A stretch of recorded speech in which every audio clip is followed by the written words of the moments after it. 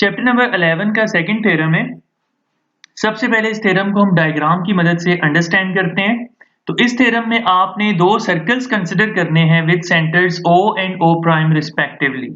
फिर आपने इन सर्कल्स के अंदर, इन दोनों सर्कल्स के अंदर एक एक कॉर्ड बनानी है। तो आप जरा एक बात याद रखिएगा कि ये जो फॉर एग्जांपल अगर हम फर्स्ट सर्कल की बात करें तो ये जो कॉर्ड होती है, कॉर्ड AC, ये जो स्ट्रेट लाइन सेगमेंट AC है, ये इस सर्कल के सर्कमफेरेंस को टू पार्ट्स में डिवाइड कर देती है। ऊपर वाला पार्ट नीचे वाले पार्ट की निस्बत जो है ये ग्रेटर है इन साइज, देयरफॉर इस ग्रेटर साइज वाले सर्कमफेरेंस के पार्ट को हम कहते हैं मेजर आर्क, और इसके जो नीचे वाला पोर्शन है this will be known as minor arc. ये जो थ्योरम है आपने याद रखना है कि this theorem is applicable for all types of arcs, यानी मेजर आर्क के लिए भी वैलिड है, माइनर आर्क के लिए भी वैलिड है, बट मैं इस थ्योरम में आपको प्रूफ सिखाऊंगा माइनर आर्क के लिए। तो अब मैं जब भी आर्क का वर्ड बोलूंगा तो आप समझ जाइएगा माइनर आर्क की बात हो रही है, बट इन इक्वली ये थ्योरम एप्लीकेबल है for major arc as well. अब आप जरा देखें ये थ्योरम है क्या। इस थ्योरम में आपको गिवन है कि आपने इस कॉर्ड AC को इक्वल सपोज करना है दूसरी chord A prime C prime के।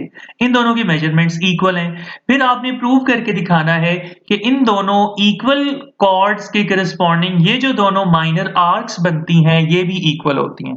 अब आपने इस थ्योरम में इन दोनों माइनर आर्क्स को इक्वल प्रूव करके दिखाना है।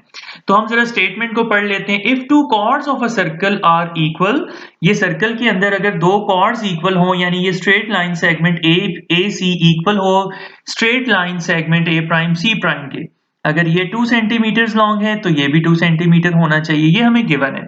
फिर then their corresponding arcs are congruent, फिर इनके करस्पॉन्डिंग ये जो आर्क्स बनती है जिनको मैंने हाईलाइट किया हुआ है, एक ये वाली है आर्क यानी आर्क ADC, और ये करस्पॉन्डिंग आर्क है दूसरी वाली A prime D prime C prime. इन दोनों को इक्वल प्रूव करके दिखाएंगे। गिवन है हमारे पास ABCD and A prime B prime C prime D prime are two congruent circles. तो यहाँ पे हम पॉइंट B को ऊपर लेबल कर देते हैं। यहाँ एक इंपॉर्टेंट पॉइंट याद रखिएगा कि सर्कल को लेबल करने के लिए एटलीस्ट 3 पॉइंट्स होने चाहिए। यहाँ पे 4 पॉइंट्स यूज किए गए हैं। तो अगर आप ये भी लिख दें कि ABC and A prime B prime C prime are two circles, तब भी ये स्टेटमेंट दुरुस्त होगी। और हमने आगे बता दिया कि फर्स्ट सर्कल का सेंटर है पॉइंट O पे एंड सेकंड सर्कल का सेंटर है पॉइंट O प्राइम पे। फिर हमने मेंशन किया कि हमें गिवन था दोनों कॉर्ड्स इक्वल हैं, देयरफॉर हमने लिखा measurement of chord AC equals the measurement of chord A prime C prime. To prove, जैसा कि मैंने बताया, we want to prove that measurement of arc ADC equals the measurement of arc A prime D prime C prime. तो जैसा कि मैंने start में बताया कि हम ये थ्योरम प्रूव करने जा रहे हैं फॉर माइनर आर्क।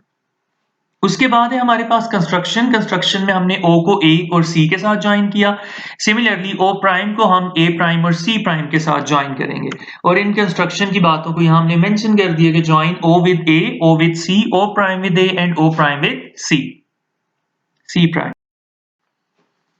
अब आगे हमारे पास प्रूफ है इस थ्योरम का। इस थ्योरम को प्रूव करवाने के लिए हमारे पास आप लोगों को ये डायग्राम के अंदर दो ट्राइंगल्स दिखाई दे रही होंगी, इनको जरा हम हाईलाइट कर लेते हैं। एक है ट्राइंगल ये वाली AOC और सेकंड ट्राइंगल है A prime O prime C prime. अब इन दोनों ट्राइंगल्स की करस्पॉन्डेंस लेके इनको हमने इक्वल प्रूव करके दिखाना है। इनकी करस्पॉन्डेंस लिखें।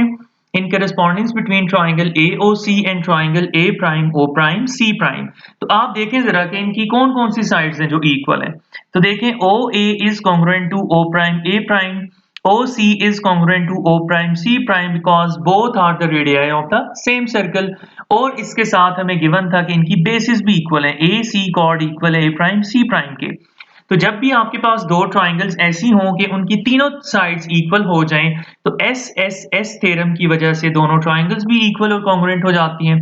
तो इन बातों को यहाँ पे हम लिख देते हैं। तो आपने देखा कि SSS थ्योरम की मदद से दोनों ट्राइंगल्स इक्वल हुई, तो इक्वल कॉन्ग्रुएंट ट्राइंगल्स की करस्पॉन्डिंग साइड्स भी इक्वल होती हैं, करस्पॉन्डिंग एंगल्स भी इक्वल होते हैं। तो देयरफॉर इनके जो करस्पॉन्डिंग सेंट्रल एंगल्स थे वो भी इक्वल हो गए। अब अगर सेंट्रल एंगल्स इक्वल हों तो याद रखिएगा इक्वल सेंट्रल एंगल्स के सामने मौजूद आर्क्स भी इक्वल होती हैं। इस बात का क्या मतलब है, मैं आपको यहाँ पे जरा लेदर से बना के दिखाता हूँ।